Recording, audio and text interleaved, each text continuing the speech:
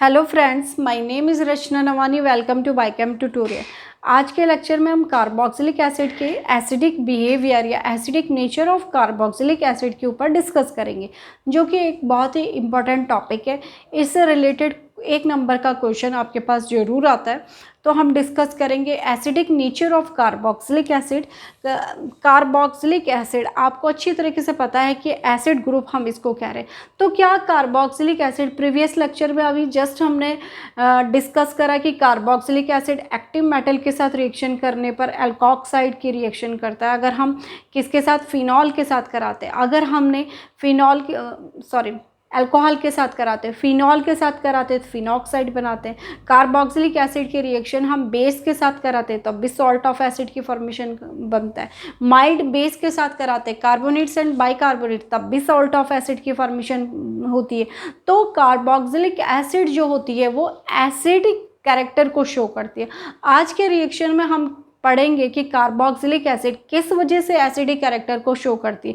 Carboxylic acid में resonance structure होता है जिसकी वजह से वो एसिडिक कैरेक्टर को शो करती है। फर्स्ट, कार्बोक्सिलिक एसिड में जब हम रेजोनेंस उसका बनाते हैं या उसके ऑक्सीजन के ऊपर क्या होता है, नेगेटिव चार्ज होता है, जिसकी वजह से वो एसिडिक कैरेक्टर को शो करता है। जबकि जब हम अल्कोहल को वाटर के साथ डिज़ोल्व कराते हैं तो अल्कोहल क्या बनाता है, हाइड्रोनियम आयन तो बनाता ही बनाता है, बट ऑक्साइड की फॉर्मेशन करता है जो कि अनस्टेबल की फॉर्म में होता है। ठीक है, अल्कोहल के आर के ऊपर पॉजिटिव चार्ज होता है जो कि अनस्टेबल फॉर्म में होता है। ठीक है, नेक्स्ट, हम फिनॉल के साथ अगर वाटर को डिज़ोल्व कराते हैं, एसिडिक स्ट्रेंथ कैसे हमें चेक करनी है, वाटर के साथ जब हम डिज़ोल्व कराते हैं तो यहाँ पर भी हमारे पास फिनॉल रिंग के ऊपर जो ऑक्सीजन है उसके ऊपर नेगेटिव चार्ज रहता है, बट ये स्टेबल होता है कंपैरिजन देन अल्कोहल। ठीक है, अब यहाँ पर रिंग में कार्बन इस नेगेटिव चार्ज को अपनी ओर खींचती है।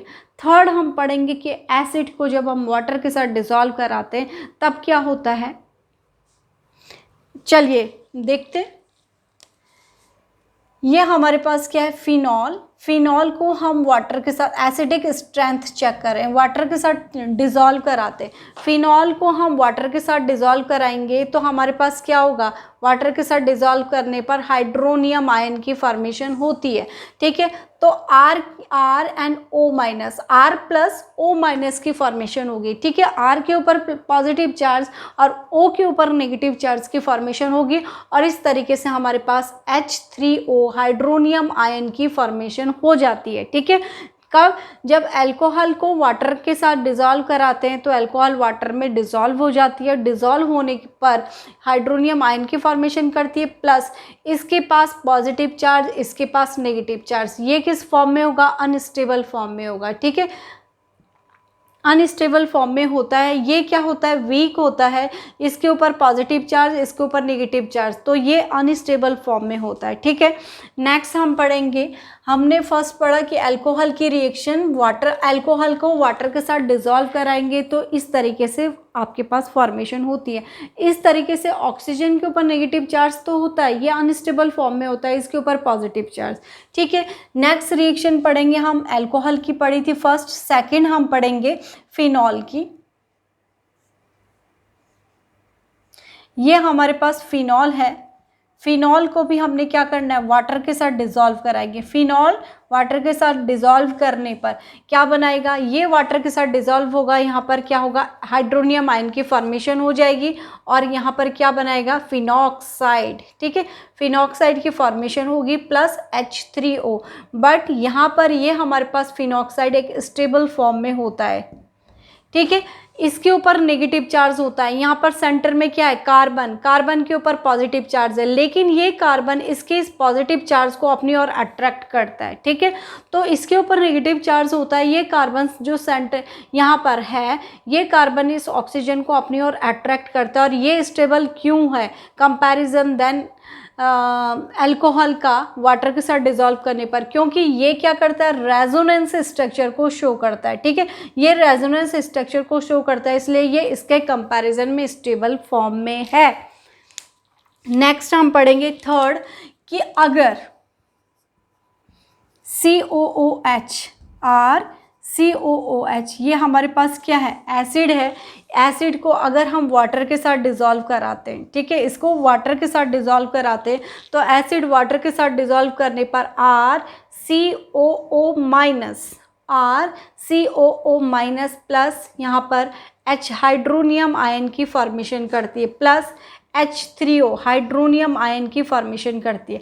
अब हम कहेंगे कि हमारे पास जो ये एसिड है ये क्या होगी, स्टेबल फॉर्म में होगी। ये एसिड क्या है हमारे पास, स्टेबल फॉर्म में होगी। क्यों, क्योंकि ये क्या करती है, मोर रेजोनेंस स्ट्रक्चर को शो करती है, ठीक है, मोर रेजोनेंस स्ट्रक्चर को शो करती है। और जो इसके पास जो ऑक्सीजन है वो क्या करता है, इसके ऊपर नेगेटिव चार्ज होता है, ऑक्सीजन के ऊपर नेगेटिव चार्ज, जिसकी वजह से ये क्या करता है, स्टेबल फॉर्म बनाएगा, ठीक है, जिसकी वजह से ये हमारे पास जो एसिड है इसके कार्बन, इसके ऑक्सीजन के ऊपर नेगेटिव चार्ज होता है, जिसकी वजह से क्या करेगा, ये मोर स्टेबल फॉर्म में आएगा, रेजोनेंस स्ट्रक्चर को शो करता है, जिसकी वजह से एसिड की स्ट्रेंथ क्या होती है, ये कार्बोक्सिलिक एसिड की स्ट्रेंथ ज़्यादा होती है। Comparison than phenol, comparison than alcohol की सबसे कम, than phenol and than acid. तो इसलिए एसिड क्या होता है, मोर स्ट्रेंथ, एसिड का जो एसिडिक कैरेक्टर्स होता है, कार्बोक्सिलिक एसिड का एसिडिक नेचर क्या होता है, सबसे ज़्यादा होता है। अब हम इसका रेजोनेंस स्ट्रक्चर भी पढ़ेंगे कार्बोक्सिलिक एसिड का। इसको आप किस तरीके से लिख सकते हो, देखिएगा, R, ठीक है, R एंड C, ये है आपके पास C डबल बॉन्ड हो, RCOO-, इस तरीके से था हमारे पास, इसके ऊपर क्या है, माइनस चार्ज। अब जब ये माइनस चार्ज इसकी तरफ शिफ्ट होएगा तो इसका दूसरा रेजोनेंस स्ट्रक्चर बन जाएगा RC, अब ये वाला डबल बॉन्ड इधर और ये वाला इधर, ठीक है। अब तीसरा रेजोनेंस स्ट्रक्चर इसका किस तरीके से बनेगा, रेजोनेंस को इस तरीके से, मीन्स ये हमारे पास एल्काइल ग्रुप है और यहाँ पर भी ऑक्सीजन और यहाँ पर भी ऑक्सीजन।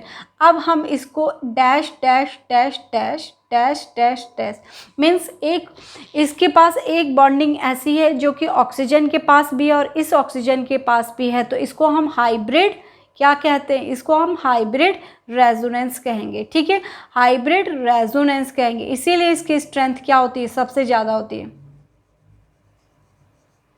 इसीलिए हम इसको, ये हाइब्रिड स्ट्रक्चर को शो करता है, इसलिए हम इसको हाइब्रिड रेजोनेंस कहेंगे या hybrid structure of carboxylic acid. तो ये रेजोनेंस को शो करता है। तो ये इतने रेजोनेंस स्ट्रक्चर, अब यहाँ पे इसकी स्ट्रेंथ बढ़ गई, यहाँ पर ये इसमें ये नेगेटिव चार्ज, अब ये इधर मूव करा, अब यहाँ पर इधर शिफ्टिंग हो गया, तो बार बार क्या करेगा, ये अपनी पोजीशन को चेंज करते रहेंगे ये कार्बोक्सिलिक एसिड। तो मोर देन 2 रेजोनेंस स्ट्रक्चर को शो कर रहा है, तो इसलिए इसकी स्ट्रेंथ क्या है, ज़्यादा है। रेजोनेंस क्यों हो रहा है, क्योंकि ऑक्सीजन के ऊपर क्या है, नेगेटिव चार्ज है, जिसकी वजह से ये रेजोनेंस स्ट्रक्चर को शो कर रहा है, ठीक है। तो इस तरीके से हम इसका रेजोनेंस स्ट्रक्चर बनाते हैं। आप किसी भी तरीके से डबल बॉन्ड यहाँ शिफ्ट हो रहा है, यहाँ शिफ्ट हो रहा है, तो उसके उतने ही रेजोनेंस स्ट्रक्चर बनते चले जाएंगे। तो carboxylic acid more acidic in nature क्यों होती है, फर्स्ट वो रेजोनेंस स्ट्रक्चर को शो करती है, इसलिए भी स्टेबल होती है। सेकेंड, उसके जो ऑक्साइड होता है, ऑक्सीजन होता है, उसके ऊपर नेगेटिव चार्ज होता है, जिसकी वजह से वो रेजोनेंस को शो करती है। जबकि हमारे पास फिनॉल भी क्या होती है, फिनॉल भी हमारे पास क्या होती है, रेजोनेंस को शो करती है, लेकिन फिनॉल क्या होती है, इसके कंपैरिजन में कम स्टेबल होती है। और सबसे अनस्टेबल हमारे पास क्या होता है, अल्कोहल क्या होता है, अनस्टेबल होता है, क्योंकि ये वाटर में इजीली डिजॉल्व भी हो जाता है। तो ये हमारे पास आज हमने डिस्कस करा कि कार्बोक्सिलिक एसिड की एसिड स्ट्रेंथ के बारे में या एसिड नेचर के बारे में। तो ये वाटर के साथ किस तरीके से डिजॉल्व होते हैं, किस तरीके से अपने एसिड कैरेक्टर को शो करते हैं। आई थिंक कि स्टूडेंट आपको ये लेक्चर समझ में आया होगा। तो प्लीज़ चैनल के साथ यूं ही बने रहिए, अपने फ्रेंड के साथ शेयर कीजिएगा, प्लीज़ लाइक एंड सब्सक्राइब जरूर कीजिएगा। Thank you student.